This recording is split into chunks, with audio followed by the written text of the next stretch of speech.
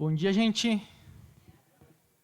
Novamente, eu vou falar que é um prazer ver essa igreja cheia de novo, né? E o pessoal também rever alguns rostos, né? Que fazia um tempo que eu não revia e de máscara também. Enfim, todos sejam bem-vindos. A gente vai começar com uma música falando, o refrão fala: maravilhoso é estar em tua presença, maravilhoso é poder te adorar, tocar as tuas vestes, é te contemplar. E para mim esses momentos que eu gosto de fazer isso eu acho que é durante a nossa devocional, né? Aquele momento do dia que a gente separa esse tempinho para ler a palavra de Deus, para orar, enfim. E especialmente para mim nesse momento é o momento que eu consigo fazer isso de uma maneira mais intencional. E obviamente aqui também, né? Junto com a igreja, música é uma coisa que mexe bastante comigo. Então com essa ideia, com isso em mente, eu convido a gente a cantar essas músicas, a realmente entrar na presença de Deus, adorar Ele. Então, vamos juntos.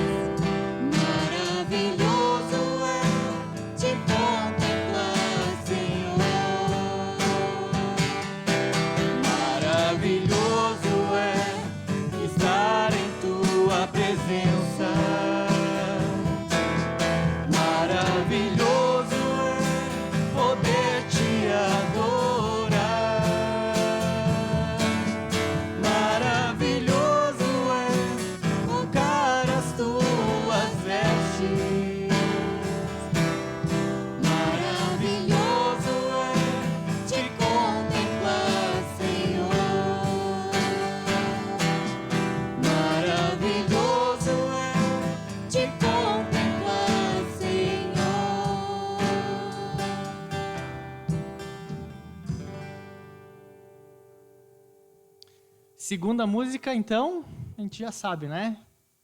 De quem que é? Crianças.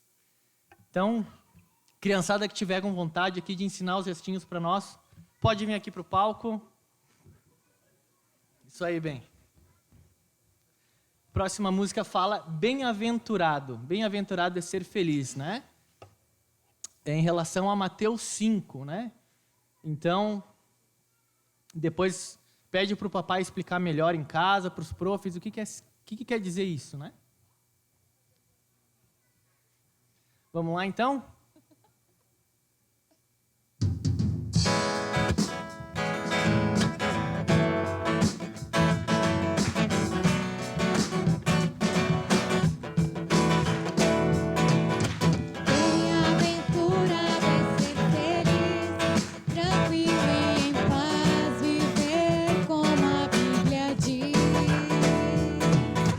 Bem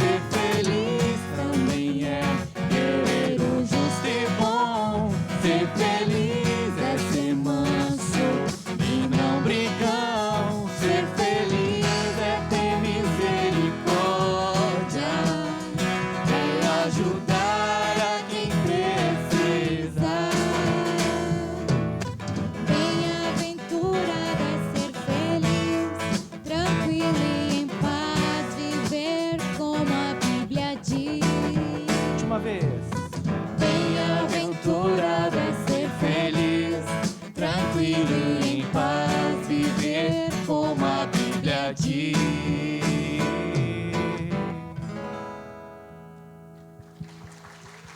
Obrigado, galerinha.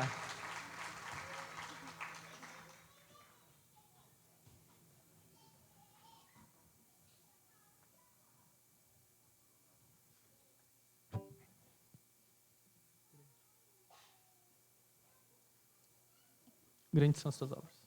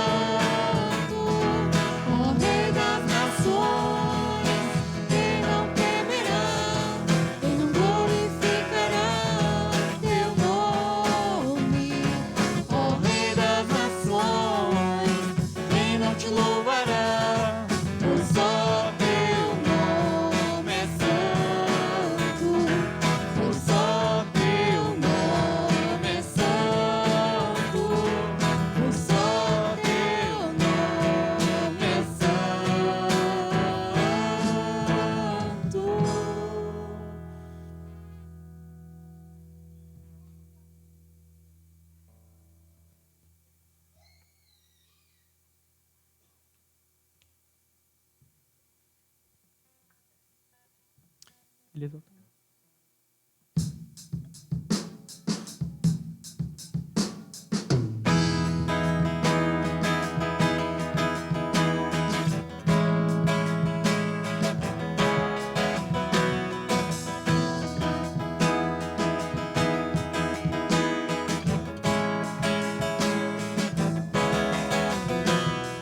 Ele exaltado, o Rei exaltado no céu.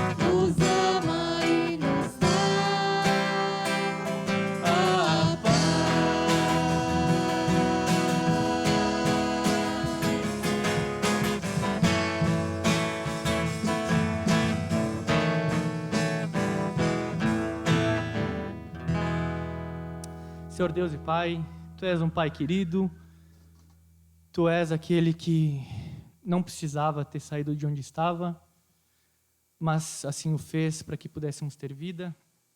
E nos ajuda, Pai, a responder isso, Pai, de uma forma correta. Nos ajuda, Pai, a olhar para Ti e olhar para a nossa vida, Pai, e ver se realmente está tudo bem, se a gente está olhando para Ti, lembrando, Pai, que o nosso lar não é aqui. Nos ajuda, Pai, a lembrar da eternidade. Aqui é uma breve passagem, mas tudo que a gente fizer aqui, Pai, vai influenciar para a eternidade. Então, nos ajuda, Pai, nos dá a compreensão da Tua graça. Obrigado, Pai, porque o Senhor nos restaura. E recebe, Pai, esse louvor, que a nossa vida seja um louvor a Ti. Prepara o nosso coração para ver a Tua palavra. E que cada vez, Pai, que a gente se encontrar contigo, Pai, a gente sabe que a gente não pode sair igual, Pai. A gente tem que sair diferente. Então, nos ajuda, Pai, nessa caminhada aqui. E abençoa essa celebração, Pai. Em nome de Cristo que oramos e te agradecemos. Amém. Criançada, então, pode subir para a aulinha.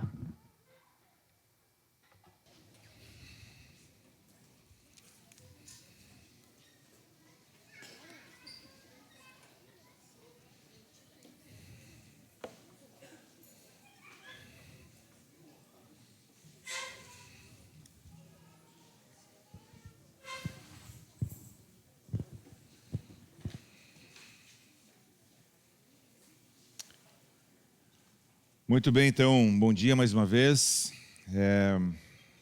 Nós estamos na nossa série, né, na carta aos Colossenses, e hoje nós vamos dar continuidade. Então, semana passada, domingo de Páscoa, o Olavo falou sobre esse texto tão profundo, né, sobre a supremacia de Cristo, ali no capítulo 1, dos versículos 15 em diante.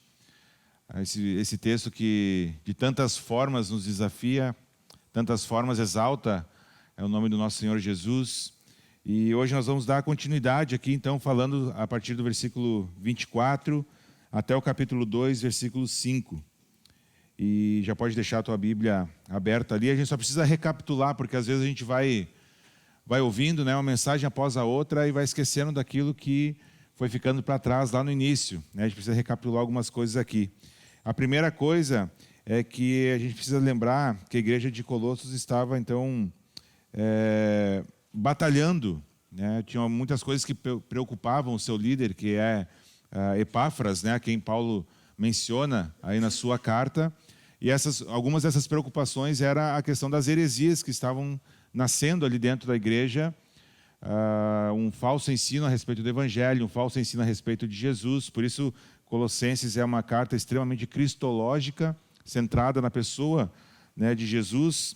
E o que preocupava, então, Epáfras era essa mistura, esse evangelho misturado que estava ali sendo ensinado e propagado dentro da igreja, entre os membros da igreja mesmo, alguns falsos mestres ensinando coisas ali, o evangelho meio diluído em algumas ideias, porque o gnosticismo estava nascendo ali, né, isso era mais ou menos no ano 60, e o gnosticismo estava nascendo, aquilo que nós chamamos e conhecemos como gnosticismo, de fato, tem o seu nome dado no século II, mas aqui já tinha algumas ideias já começando a ser ensinadas, né? Esse gnosticismo que vai ensinar que nós precisamos ter um entendimento superior para alcançar a salvação, nós temos que fazer algumas coisas, alguns sacrifícios pessoais, porque a matéria, o corpo é ruim, o espírito é o que importa, então eu posso meio que fazer quase qualquer coisa com o corpo, porque no fim das contas é o espírito, né, que é importante. Então,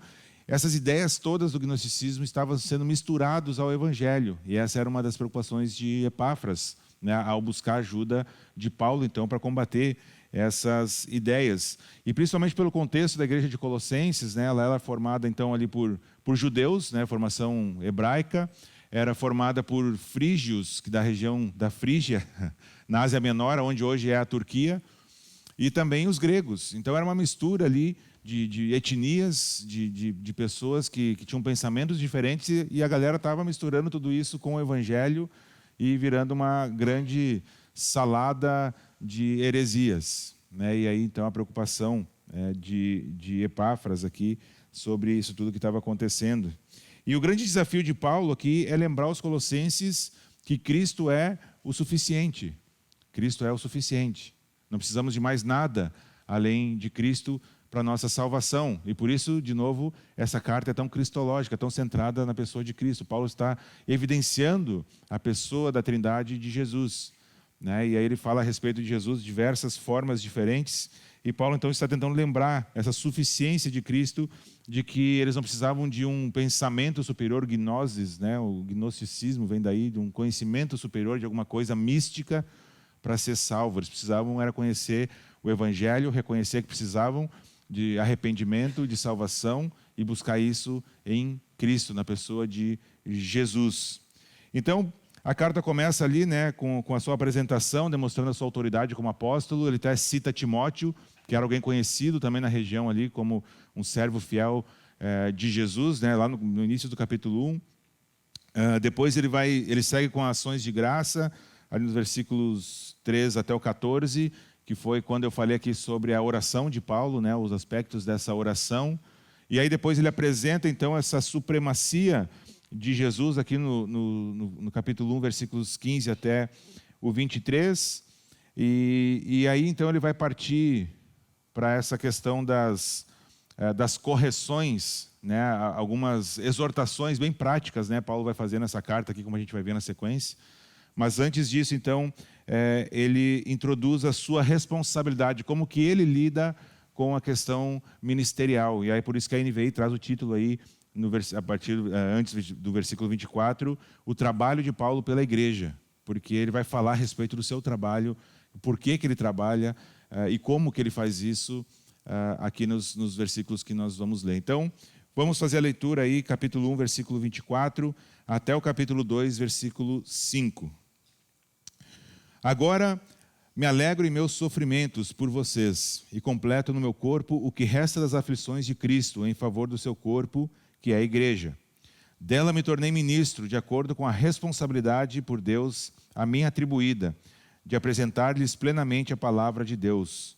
O mistério que esteve oculto durante épocas e gerações, mas agora foi manifestado aos seus santos. A ele quis Deus dar a conhecer entre os gentios a gloriosa riqueza deste mistério, que é Cristo em vocês, a esperança da glória. Nós o proclamamos, advertindo e ensinando a cada um com toda a sabedoria, para que apresentemos todo homem perfeito em Cristo. Para isso eu me esforço, lutando conforme a sua força que atua poderosamente em mim. Quero que vocês saibam quanto estou lutando por vocês, pelos que estão em Laodiceia e por todos os que ainda não me conhecem pessoalmente. Esforço-me para que eles sejam fortalecidos em seu coração, estejam unidos em amor e alcancem toda a riqueza do pleno entendimento, a fim de conhecerem plenamente o mistério de Deus, a saber, Cristo. Nele estão escondidos todos os tesouros da sabedoria e do conhecimento. Eu lhes digo isso para que ninguém os engane com argumentos que só parecem convincentes. Porque, embora esteja fisicamente longe de vocês, em espírito estou presente e me alegro em ver como estão vivendo em ordem e como está firme a fé que vocês têm em Cristo. Vamos orar mais uma vez? Senhor nosso Deus, muito obrigado, Pai, pelo privilégio que temos de estudarmos a Tua palavra juntos. E a minha oração, Pai, é que Teu Espírito Santo abra o nosso entendimento, os nossos corações, Pai, para aquilo que o Senhor tem. Nos dá foco, Senhor, nos livra do cansaço, do sono, das preocupações, dos pensamentos, Pai, que vão surgir durante essa mensagem, para que cada um aqui esteja focado, Pai, naquilo que o Senhor tem, de acordo com a Tua vontade. Então, obrigado, Senhor, te entregamos esse tempo em Tuas mãos. Em Teu nome, amém. Muito bem, então nós temos aqui Paulo falando sobre o seu ministério, né? Paulo falando sobre aquilo, como ele trabalhou e trabalha, né, em prol da igreja, por amor a Cristo. E nós temos diversas lições que nós temos que tirar aqui. E eu não sei se vocês perceberam como Paulo fala em sabedoria, em entendimento, em sabedoria de novo. Ele vai repetindo essa palavra, dizendo que os tesouros do conhecimento e da sabedoria estão em Cristo. Por quê? Porque justamente ele está combatendo essa ideia do gnosticismo, desse conhecimento superior, místico, que os colossenses estavam buscando e misturando com o evangelho. Por isso que isso vai estar permeado em toda a carta aqui de Colossenses, essa ideia de combater esse falso conhecimento, esse conhecimento superior, enfim, o que quer que seja aí que o pessoal estava ensinando de forma errada. Paulo está dizendo que é em Cristo que está esse conhecimento. Mas no versículo 1, nós temos aqui algo que para nós já não bate muito bem quando a gente lê, né? Na nossa mente pós-moderna, isso aqui não tem o menor sentido o que Paulo está dizendo. Versículo 24. Agora me alegro em meus sofrimentos por vocês. Como é possível encontrar alegria, alguém dizer que está alegre em meio ao sofrimento? Isso na nossa mente é quase um absurdo alguém dizer que está alegre em meio ao sofrimento, porque nós vivemos nessa cultura, né, de busca desenfreada do prazer, de hedonismo desenfreado, de que eu tenho que estar confortável, estar bem, me sentir bem, e eu quero bem e bom, né? E aí Paulo está dizendo, eu me alegro em meus sofrimentos por vocês, e a gente precisa entender o que Paulo está querendo dizer aqui, porque passando os olhos assim, isso não tem o menor sentido para nós, né? Então, o sofrimento e a alegria parecem que são coisas excludentes, né? Não tem como as duas coisas estar misturadas, juntas na mesma frase. Eu me alegro nos meus sofrimentos, né? Não tem muito, parece que, como ter isso. E Paulo, obviamente, não é um masoquista, ele é um cristão. E se Paulo se alegrava no seu sofrimento, sendo um cristão, eu e você que somos cristãos, podemos também nos alegrar em nossos sofrimentos. E nós precisamos entender como, o que isso significa, o que isso quer dizer. Então, por que Paulo se alegra no sofrimento? Por que ele está sofrendo e mesmo assim ele está feliz? Por quem que Paulo está sofrendo? A gente precisa entender isso. E Paulo já nos responde aqui, dizendo que ele completa em meu corpo o que resta das aflições de Cristo. Eu já vou explicar um pouquinho o que ele quer dizer com isso. Em favor de quem? Por amor, o que resta das aflições de Cristo, em favor da igreja, do seu corpo, que é a igreja. Certo? Então, a primeira coisa que Paulo faz aqui, ele está sofrendo porque ele ama a Jesus. Isso é subentendido de forma muito clara, que ele está sofrendo porque ama a Jesus. O sofrimento de Cristo terminou, mas ele diz que ele completa no meu corpo o que resta das aflições de Cristo. E ao contrário do que a Igreja Católica ensina, por exemplo, não tem nada a ver que Paulo está fazendo um sacrifício para completar o sacrifício de Jesus em prol dos cristãos, porque o sacrifício de Jesus não foi suficiente na cruz. Esse ensino é herético e é errado. Não é o que a Bíblia ensina. Paulo está dizendo que o sofrimento de Jesus acabou na cruz, terminou lá. Mas que a sua igreja, que é o corpo de Cristo, ainda vai enfrentar sofrimentos, vai enfrentar ainda problemas, vai enfrentar situações difíceis, vai enfrentar dor e sofrimento. E por isso ele está dizendo, eu completo no meu corpo, em favor da igreja, que é o seu corpo.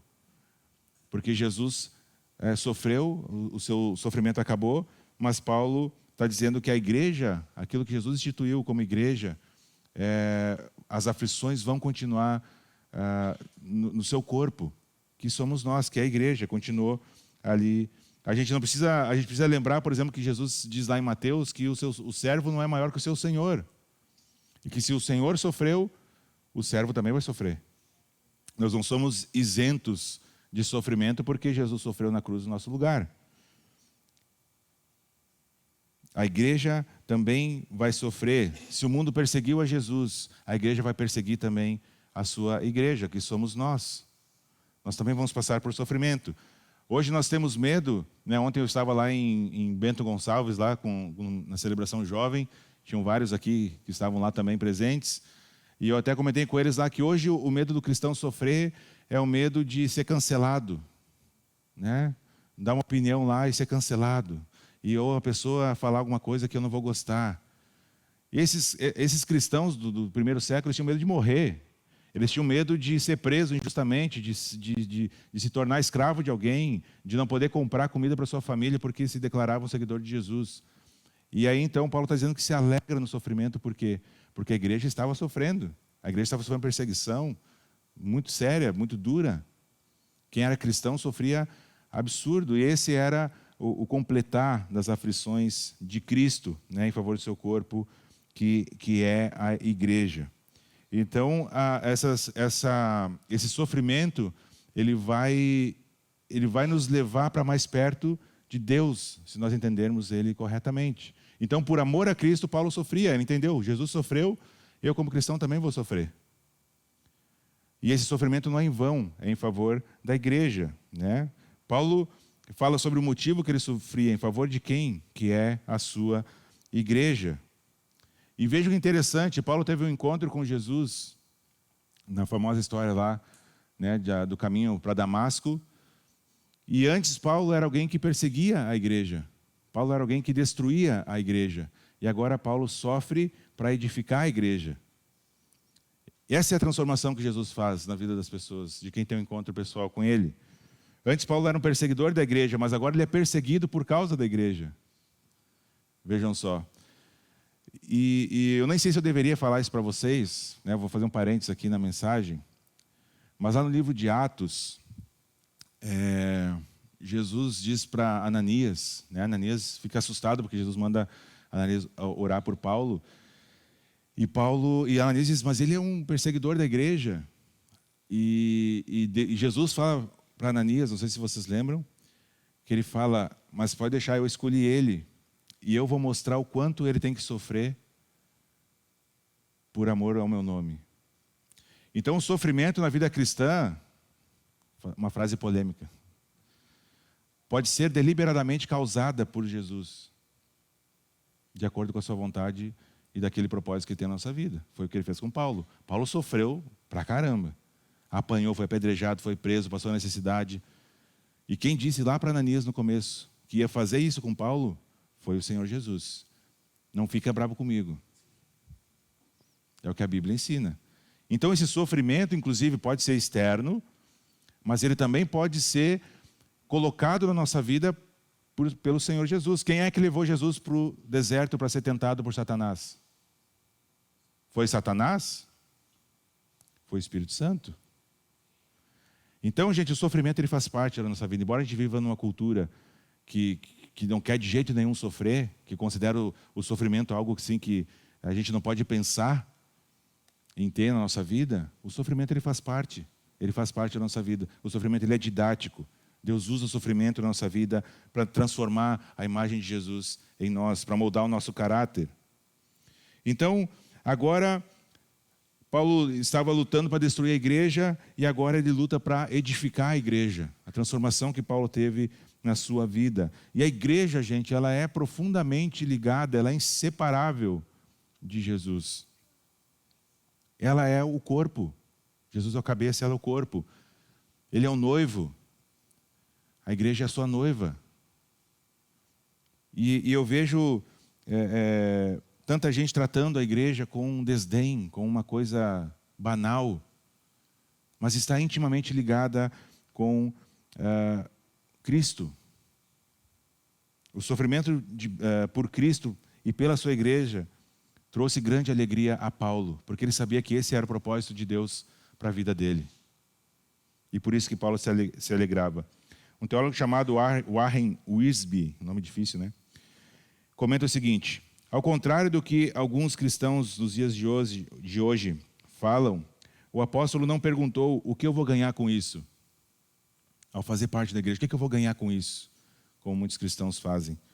Mas a pergunta que Paulo fez é: quanto Deus permitirá que eu contribua? Quanto Deus vai permitir que eu faça parte disso? Eu quero fazer parte, mas quanto Deus vai permitir? A pergunta é o contrário, não é o que eu vou ganhar, mas é até quanto Deus vai permitir que eu dê. Essa deveria ser a nossa postura em relação à igreja. E nós vivemos uma época hoje que é muito complicada. É depressão, é sentimentos descontrolados. Nós vivemos uma época de busca pelo prazer, de autorrealização. E quanto mais a gente busca, mais a gente percebe que isso é vazio e mais a gente vai buscar outra coisa até atingir. Depois a gente percebe que aquilo não preenche a sensação que nós gostaríamos e aí nós precisamos de outra coisa mais e mais e mais. E sempre é insuficiente, sempre é vazio. E é impressionante ver o testemunho de alguém como o apóstolo Paulo. Ele de forma altruísta, ele se alegra por poder fazer parte daquilo que Deus está fazendo, de passar por sofrimento, por perseguição, por privações em prol desse projeto de Deus, que é a expansão do Evangelho e o crescimento da sua igreja. A gente pode ver o papel do sofrimento nas nossas vidas. Ele percebe que, de alguma maneira soberana, Deus propicia até esses momentos difíceis para que a gente passe, para que a gente cresça. E Paulo diz que não sofre somente por Cristo, mas pela igreja, que é o corpo de Cristo. E eu vejo tantas e tantas pessoas tentando viver uma fé isolada, desconectada do corpo. Não existe mão sem corpo. Não existe parede sem tijolo. O tijolo sozinho não é parede. Um cristão sozinho não é igreja. Deixar de vir na celebração é pecado. Ofende a Deus. Porque a igreja não é uma invenção humana. É uma invenção de Jesus. É uma criação de Jesus. Então, quando você não vem na celebração, como diz Hebreus, aqueles que deixaram de se reunir como igreja, você está pecando contra Deus. Isso é pecado. Quando prefere ficar vendo jogo de futebol para não vir, isso é pecado. Quando prefere viajar e quando poderia ter uma outra opção, é pecado. Não estou falando assim que você não pode tirar férias, tem que estar sempre aqui. Não é isso que eu estou falando. O que eu estou falando é que aquilo que é importante, nós vamos dar um jeito de fazer. E a prioridade da nossa agenda vai ser a celebração. E não antes outros tantos compromissos que a gente põe na frente de estar aqui. Porque senão nós vamos ter uma fé contemplativa, consumista. E nós vamos ver que é muito diferente do que Paulo está falando aqui sobre ministério, sobre serviço, sobre fazer parte deste corpo. Então nós temos que ter muito claro, não se reunir é pecado. Não se pode existir fora do corpo. E a igreja, gente, como já tantas vezes nós falamos aqui, não são essas paredes aqui, esse lugar. Mas somos nós reunidos. Isso é a igreja. Somos pedras vivas desse corpo, dessa igreja que Jesus estabeleceu. Mas essa pedra viva sozinha não é igreja. Quando está reunida, assim, é a igreja. Então, muito cuidado com as prioridades que você tem estabelecido na sua vida. Principalmente no que diz respeito ao nosso encontro aqui aos domingos. Não é só um evento que você faz parte. É um corpo do qual você pertence. Paulo entendia o seu lugar, a sua posição nesse corpo, porque ele fala que da igreja, então, me tornei ministro, versículo 25, de acordo com a responsabilidade por Deus dada a mim, de Deus a mim atribuída, de apresentar-lhes plenamente a palavra de Deus. Então, Paulo entendia o seu lugar, ou seja, ele entendia que fazia parte desse corpo, que é a igreja. Ele entendia a sua posição nesse corpo e a sua função nesse corpo. Paulo tinha isso muito claro, qual era o seu papel a desempenhar dentro desse corpo. O trabalho que Deus deu a ele exigia que fosse feito. Isso nos leva ao segundo princípio aqui nos versículos 25 e 27, que é esse ministério de serviço de Paulo. Então, o versículo 25 eu já li, o 26 ele continua. O mistério que esteve oculto durante épocas e gerações, mas que agora foi manifestado a seus santos. A ele quis Deus dar a conhecer entre os gentios a gloriosa riqueza deste mistério, que é Cristo em vocês, a esperança da glória.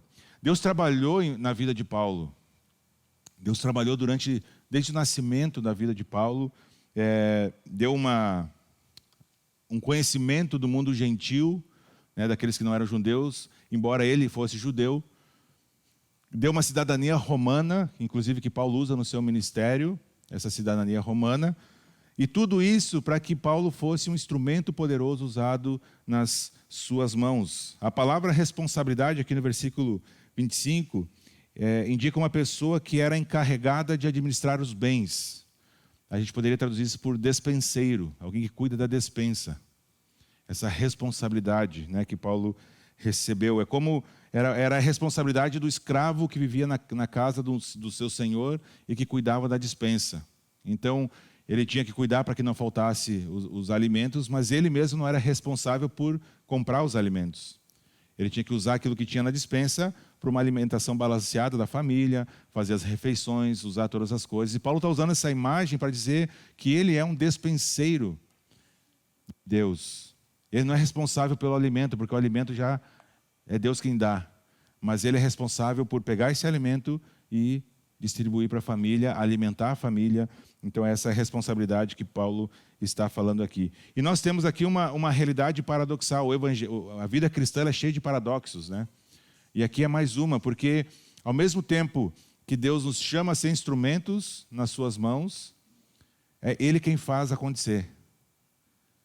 Nós fazemos parte disso, mas quem faz acontecer é Deus. Esse é um paradoxo. Assim como a gente está nesse projeto de Deus que está em ação, que está em execução, é Ele quem faz. Esse projeto faz parte de uma realidade que a gente não compreende completamente.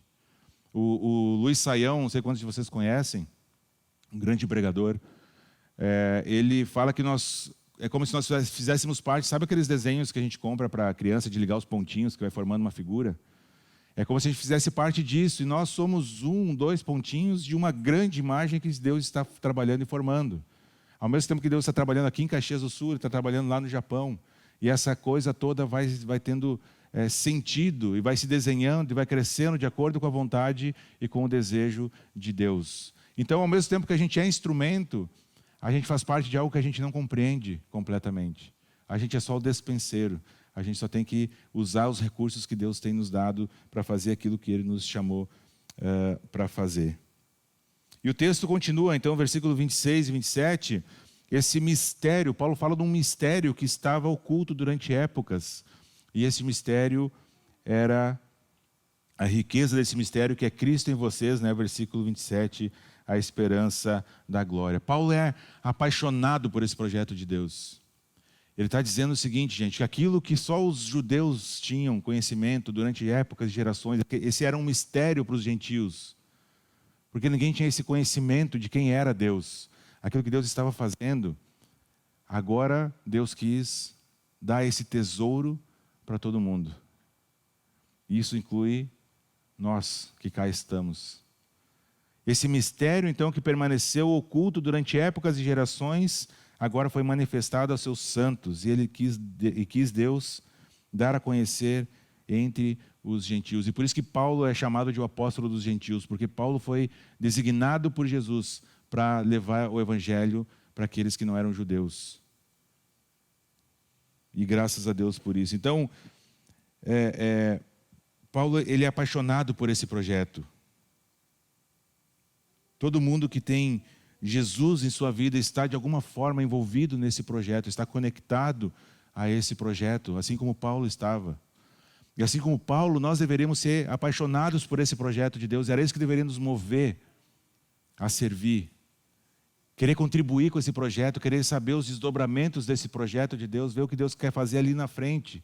Isso deveria nos motivar a servir, estar mais engajado.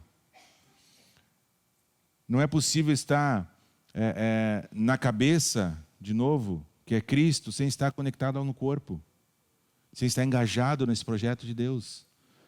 Se nós confessamos que somos discípulos de Jesus, então nós estamos conectados e devemos estar engajados nesse mesmo projeto que Deus tem. Então Paulo fala que aquele conhecimento sobre Deus, aquela revelação de Deus que foi dada lá para os patriarcas, Moisés, Abraão, né? Davi, o rei Davi, toda essa riqueza agora então foi dada a todo mundo. Foi aberto, né, o baú do tesouro.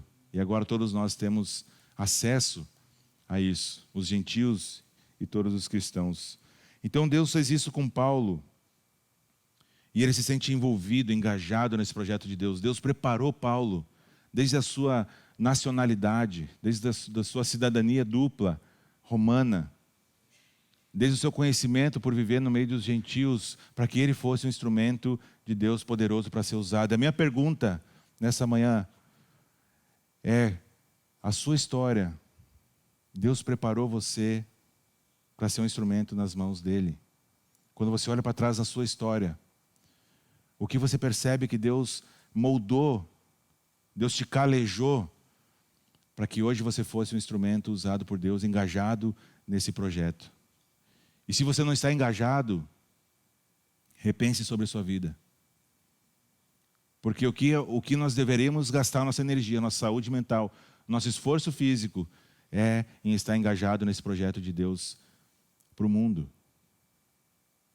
E não morrer quase para conseguir mais uma formação, para conseguir aumento de não sei o quê, para conquistar a casa própria, pagando a vida inteira. Experimenta não pagar para ver se a casa é sua. E a gente se desgasta nessas coisas, quando a gente deveria estar engajado no projeto de Deus para esse mundo. Porque, gente, a vida é um sopro.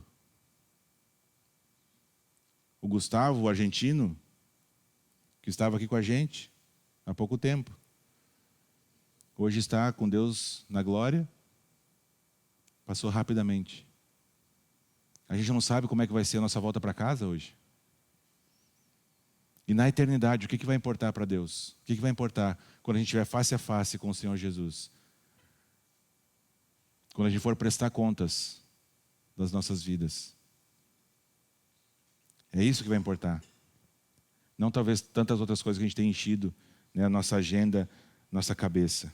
Então, Deus usou a história de Paulo, Deus conduziu Paulo através da sua história, foi moldando Paulo, inclusive como perseguidor da igreja, para pegar ele e transformar no apóstolo. O grande homem de Deus que foi. Paulo se sente envolvido nesse projeto de Deus. O que nos leva adiante aqui no nosso texto, esse ministério de muito zelo de Paulo, versículo 28 e 29. Nós o proclamamos, advertindo e ensinando a cada um com toda a sabedoria, para que apresentemos todo homem perfeito em Cristo. Para isso eu me esforço, conforme a sua força que atua poderosamente em mim. Havia então um falso ensino, uma falsa sabedoria que estava sendo ensinada aqui aos colossenses, e Paulo então está ensinando os colossenses aqui a fugirem dessa sabedoria falsa. Por isso ele diz: nós os proclamamos, advertindo e ensinando a cada um com toda a sabedoria. E aqui ele faz um jogo de palavras, contrastando a sabedoria que eles estavam tentando aprender do gnosticismo com a sabedoria bíblica centrada em Jesus. Então, com toda a sabedoria vinda de Jesus. E a gente precisa começar a pensar que tipo de sabedoria é que nós temos absorvido para as nossas vidas. Que tipo de sabedoria nós temos ido atrás? Que tipo de conhecimento está controlando a nossa vida? Porque aquilo que a gente vai enchendo na nossa cabeça, isso é que vai controlando a nossa vida, nosso modo de pensar, nossas decisões vão ser de acordo com aquilo que nós temos enchido a nossa cabeça, a nossa mente, os nossos corações. Então, muito cuidado com o tipo de sabedoria. Este mundo está cheio de falsa sabedoria. Cheio de falsa sabedoria. Diversas áreas do conhecimento. Nós precisamos fugir dessas coisas, buscar a sabedoria que vem do alto, da palavra de Deus, confrontar todas as ideias com a palavra de Deus, passar todas as nossas decisões pela palavra de Deus. E se alguma coisa ofende a Deus, o ideal seria que eu abandonasse isso. Inclusive, uma falsa sabedoria. A gente pode achar que não, mas as ideias que nós acolhemos, as ideias que nós vamos trazendo para o nosso coração, para dentro da nossa cabeça, elas vão crescendo e vão enraizando nos nossos corações, e elas vão produzir o tipo de vida que nós temos. Então a gente tem que ter muito cuidado com aquilo que nós colocamos para dentro. Se a gente viver com uma sabedoria que vai de acordo com os nossos sentimentos, com a nossa visão, com a nossa perspectiva, que é apressada, que é limitada, então a gente vai ter esse tipo de espiritualidade. Quem que nós temos ouvido? Qual sabedoria que a gente tem acolhido em nossos corações? A vida prática ali dos colossenses se perdeu, se atrapalhou, porque eles começaram a ouvir uma sabedoria que não vinha da palavra, que não era aquela ensinada pelos apóstolos. E aí começaram a se perder na jogada, porque começaram a misturar as coisas com ideias extra-bíblicas, né? Não tinham a palavra, mas eles tinham os ensinos, né, dos apóstolos. E aí começaram a se perder na jogada. E aí Epáfras foi pedir socorro para Paulo, e Paulo vem ajudar então a voltar eles por caminho, falando sobre o quê? A verdadeira sabedoria, que é Cristo. Então Paulo manda essa correção, né? Uma correção de equilíbrio, de bom senso, de envolvimento com a doutrina, uma sã doutrina, aprender a correta doutrina das coisas, da palavra de Deus. E Paulo então vai ensinando esse ensino pleno da palavra aqui. E no versículo 29, então, Paulo encerra esse primeiro parágrafo dizendo que para isso eu me esforço, lutando conforme a sua força que atua poderosamente em mim. Não sei se você leu bem, mas diz, para isso eu me esforço. E esforço, no nosso contexto, tem sido quase um palavrão. Se exige esforço, eu não vou fazer. Se exige esforço, estou fora. Eu quero sentar, quero relaxar, curtir, né? Isso tem o seu lugar. Mas a vida cristã, gente, o ministério cristão vai exigir esforço. Vai demandar desgaste. Vai demandar trabalho duro, esforço. A vida cristã exige esforço. Fuja desse falso ensino. Essa falsa sabedoria que diz que a vida cristã não posso ter esforço, porque senão eu sou legalista. Afinal, é pela graça. Nada pode estar mais longe do ensino bíblico. Nós nos esforçamos. Paulo fala diversas vezes em outras cartas sobre esse esforço. Inclusive, ele vai dizer que esmurra o próprio corpo e faz dele escravo. Não literalmente, né? Mas é uma forma de dizer que há um esforço, inclusive, de submeter o seu corpo, de subjugar suas vontades a Deus. A vida cristã vai exigir esforço. Então eu não sei de onde que surgiu essa ideia de que a gente só tem que fazer um ministério. Eu já ouvi diversas vezes gente saindo de ministério porque estava pesado. O ministério tem que ser uma coisa leve, senão não é para Deus. Deixa eu perguntar, qual dos apóstolos teve um ministério leve? Deixa eu perguntar, qual a leveza do ministério de Jesus? Não existe isso. Isso é uma ideia diabólica para que você pare de servir. É claro que às vezes vai ter momentos muito legais no ministério, vai ter momentos muito bons de leveza. Mas, gente, a maior parte do tempo nós vamos estar lutando com a gente mesmo, com os nossos sentimentos, com as nossas frustrações, com outras pessoas. Eu não sei se você sabe, mas lidar com gente, às vezes só é difícil. Então, fuja dessa ideia. É difícil mesmo. É difícil mesmo. O sacrifício de Jesus na cruz, e esse deve ser o nosso motivador, foi o mais difícil sacrifício já feito na história da humanidade. E é nisso que a gente deve se espelhar. Vida cristã vai exigir esforço. Então Paulo está dizendo, por isso eu me esforço. Mas olha que interessante, ele luta não no seu próprio esforço, mas conforme a sua força, a força de Deus, que atua poderosamente nele, em mim e em você. Então, esse esforço nosso tem que ser na dependência de Deus. E aí nós vamos ter força para lutar, e aí nós dependemos de Deus. E aí nós vamos ter mais força para lutar, e nós vamos dependendo de Deus. Entende? A dinâmica. Na nossa própria força a gente vai desistir logo. Quem realiza essa obra é Jesus. Tem muita gente que tem uma espiritualidade, né, como se fosse um momento de lazer. Eu vou lá, sento, vejo uma música boa ou nem tão boa, uma pregação, uma palavra boa ou nem tão boa, e volto para casa, e esse foi o momento de recarregar as energias, né, recarregar as baterias. E esse é o tipo de espiritualidade a vida inteira, não passa disso. Outras pessoas têm uma espiritualidade mística, quase bem parecida com o gnosticismo ali dos Colossenses, fica sempre procurando alguma coisa a mais, né? Será que eu vou ver aqui uma coisa que ninguém nunca viu na palavra? E vai para um outro extremo. Mas nós somos chamados a nos esforçar, a buscar santidade na dependência de Deus, com equilíbrio, com moderação, baseados na palavra de Deus, em todas as áreas da nossa vida, passando pelo crivo da palavra de Deus. A sabedoria de Cristo, o entendimento da sua obra, é isso que deveria ocupar nossa mente e nos motivar a andar constantemente e diariamente.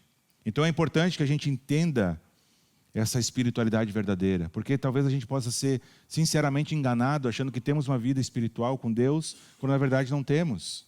Mas a vida cristã é muito mais do que frequentar um lugar, do que se apegar a uma filosofia de alguma coisa.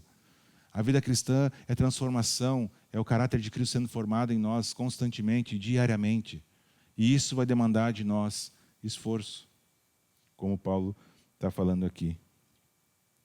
Não dá para ser um cristão verdadeiro, ligado ao reino de Deus, sendo meramente contemplativo, vendo as coisas acontecer, sem fazer parte. Isso não é a proposta do cristianismo para nós. Eu estou caminhando para o final, tá, gente? Aguentem firme, fiquem comigo, resistam bravamente. O texto continua, capítulo 2, versículos de 1 a 5. Quero que vocês saibam quanto estou lutando por vocês e pelos que estão em Laodiceia, e por todos que ainda não me conhecem pessoalmente. De novo, Paulo falando sobre isso. Esforço-me para que eles sejam fortalecidos em seu coração, estejam unidos em amor e alcancem toda a riqueza do pleno entendimento, a fim de conhecerem plenamente o mistério de Deus, a saber, Cristo. Nele estão escondidos todos os tesouros da sabedoria e do conhecimento. Eu lhes digo isso para que ninguém os engane com argumentos que só parecem convincentes. Porque embora esteja fisicamente longe de vocês, em espírito estou presente, e me alegro em ver como estão vivendo em ordem e como está firme a fé que vocês têm em Cristo. Então, Paulo cita aqui Laodiceia, que ficava ali pertinho de Colossos, era uma cidade. Paulo está mostrando aqui uma visão mais ampla do reino. Embora esteja escrevendo para Colossenses, Paulo já está pensando no projeto de Deus, lembra? De uma forma mais ampla já. Ele cita ali Laodiceia, que ficava pertinho, já pensando nessa expansão do reino. Paulo está pensando nesse projeto mais amplo, e isso se chama visão. Paulo era alguém que tinha visão desse projeto de Deus, não só em Colossos, mas além de Colossos. E nós também precisamos tirar nossa cabeça só daqui e pensar um pouquinho de forma mais ampla. A gente às vezes fica muito concentrado no que está acontecendo aqui no nosso meio e esquece de que o projeto de Deus é algo que envolve a igreja universal, não a universal do reino de Deus que está ali, mas a igreja universal, ou seja, dos cristãos de todos os tempos, de todas as épocas, de todos os locais. E Paulo queria ver esse desdobramento desse projeto de Deus acontecer. E por isso que ele se esforçava e lutava. E a palavra que Paulo usa aqui no esforço, ela na verdade seria traduzida certa, seria agonia. Paulo agonizava, ele sentia uma angústia em ver isso acontecendo, o reino de Deus sendo expandido, o evangelho sendo pregado. Então, Paulo diz, esforço-me, de novo no versículo 2. E a minha pergunta é, quando foi a última vez que você realmente se esforçou por algo do reino de Deus? Não estou falando do seu trabalho, não estou falando de outras demandas, embora tudo isso seja espiritual. Para o reino de Deus especificamente, quando foi a última vez que você se esforçou? Não só contribuiu de alguma forma, se esforçou, teve que fazer mais, não deu o que sobrou de tempo, de energia. Mas quando você teve que se esforçar, abrir mão de alguma coisa que você queria fazer, cortar alguma coisa que você tinha de prioridade e se esforçou em prol do reino de Deus. Aquilo que é importante para mim e para você, nós vamos nos esforçar para fazer. Até rimou, né? Aquilo que é importante para mim e para você, nós vamos nos esforçar para fazer. Pelo que você tem se esforçado? Paulo se esforçava para que eles fossem fortalecidos, versículo 2, em seu coração, que estivessem unidos em amor, alcançando o pleno conhecimento. De novo, ele está fazendo esse contraste com o gnosticismo aqui, a saber, Cristo, esse mistério revelado. Esse era o esforço de Paulo. O nosso esforço deve ser para que a gente se torne mais parecidos com Jesus. Esse é o objetivo da vida cristã, glorificar a Deus e ser mais parecido com Jesus cada vez mais. E é para isso que Paulo se esforça, no versículo 3. Porque nele estão escondidos todos os tesouros da sabedoria e do conhecimento. É em Cristo, tudo o que nós precisamos está lá. Então, para concluir, esse argumento espiral de Paulo, ele vai aprofundando, né, o seu argumento cada vez mais na pessoa de Cristo. No capítulo 2, né, falando do seu papel como ministro e a importância dessa centralidade em Cristo no ministério. E ele faz tudo isso para impactar os colossenses que lidavam com esses grandes desafios, né, com dúvidas, com receios, com embates teológicos. E Paulo já vai depois iniciar alguns temas polêmicos aí nessa comunidade, mas ele quer antes preparar, falar de como ele fazia. E então ele vai começar agora, nos versículos seguintes, a falar sobre questões mais práticas. Mas para nós fica esse exemplo de como Paulo se esforçava no ministério, no serviço. Como Paulo se dedicava, como ele tinha essa visão do projeto de Deus acontecendo, e ele queria fazer parte disso. E eu espero que cada um de nós aqui também queira fazer parte disso. Porque Deus te preparou desde quando você nasceu, desde a sua nacionalidade, desde a sua formação, para usar você como instrumento. Mas a gente também precisa se esforçar para que isso aconteça.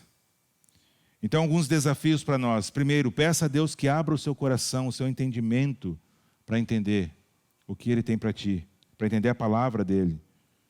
Para que você não vá por caminhos estranhos, diferentes, mas que é de acordo com a palavra de Deus. Fazer diferente do que os colossenses estavam fazendo, estavam entrando por uns caminhos estranhos. Então, peça a Deus que dê entendimento quando você lê a sua palavra. Porque a gente precisa conhecer plenamente esse mistério que é Cristo, né? Paulo diz, conheçam plenamente, tenham pleno entendimento, no versículo 2 ali, né, do capítulo 2. Pleno entendimento. E nós precisamos da capacitação de Deus para entender plenamente. Ore, reflita, avalie a responsabilidade que Deus tem te dado. Gente, todos nós no corpo temos uma responsabilidade. Por isso que a figura é o corpo. Porque nós temos as mãos, temos os órgãos, temos o coração, temos os olhos, temos a boca, o cérebro, enfim. Porque cada coisa tem a sua função. E Deus deu uma responsabilidade para você. A pergunta é se você tem cumprido essa responsabilidade. Se você tem sido o despenseiro que Deus te pediu para ser. Avalie as áreas que Deus te designou. Se você está se dedicando como deveria, se você tem buscado descobrir e saber aquilo que tem para fazer, como servir, os seus dons, os seus talentos, uma capacitação sobrenatural do Espírito Santo que todos os cristãos têm para servir e edificar o corpo. O fato é que o ministério, o serviço, vai exigir de nós esforço, vai exigir dedicação, vai exigir de nós que a gente abra a mão de coisas, que a gente faça sacrifícios, porque é isso que Deus tem para nós. E não aquilo que a gente gostaria de ter. Não aquilo que a gente gostaria de fazer. Então, fica o desafio. Que cada um de nós aqui avalie a sua vida sinceramente diante de Deus. O quanto tem se engajado nesse projeto. E principalmente, depois de reconhecer que dê os passos na direção da mudança. Para a glória de Deus. Amém? Vamos orar, gente? Senhor nosso Deus, obrigado pela Tua palavra. Obrigado, Senhor, pelo privilégio que temos de Te servir. Obrigado, Senhor, porque esse relato de como Paulo se dedicava ao ministério que o Senhor deu a ele, nos dá tantos exemplos, Pai, de como podemos prosseguir, como podemos proceder, Pai, em nossas vidas.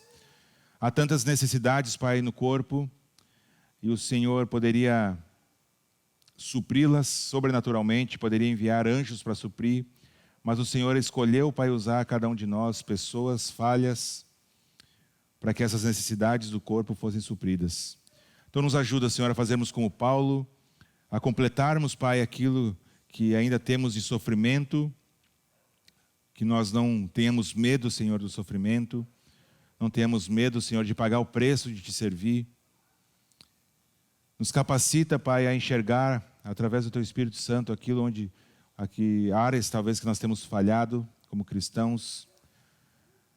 Talvez nossas prioridades, Senhor, que não estão de acordo com a Tua vontade para nós. Senhor, que Teu Espírito Santo sonde os nossos corações, Pai, e que cada um aqui sinceramente busque a mudança. Busque saber, Pai, o dom que o Senhor deu, como servir na Tua comunidade, no Teu corpo, como se engajar nesse teu projeto, Pai, que vem desde a fundação do mundo. E, Senhor, enche os nossos corações, Pai, desse desejo de fazer parte do teu projeto. A gente se envolve com tantas outras coisas, Senhor, que não tem nada a ver com o teu reino, que não trazem glória ao Senhor.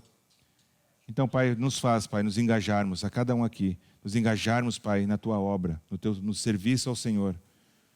Porque é isso que vale a pena nós investirmos nossas vidas. Um dia estaremos diante do Senhor na glória. Prestaremos contas, Pai, de como usamos o nosso tempo, como usamos nossos talentos, como usamos os dons que o Senhor nos deu. E cada um aqui possa avaliar, Pai, se tem feito tudo o que pode em prol do teu reino, a teu serviço, para glorificar o teu nome, Senhor, e para que o caráter de Cristo seja formado na sua vida. Então, Pai, tem misericórdia de nós. E muito obrigado, Senhor, pela tua graça, a tua paciência, o teu amor para conosco, Pai, que nos transforma e nos constrange, Senhor, a te servirmos. Então, nos leva, Senhor, nos livra de nós mesmos, nos livra de sabedorias, Pai, que não são vindas à tua palavra, que são estranhas, Pai, à tua palavra. Nos dá clareza e entendimento, Senhor, daquilo que o Senhor tem para nós. É em teu nome que eu oro, que eu agradeço, Senhor. Amém. Muito bem, gente, então nós ficamos por aqui.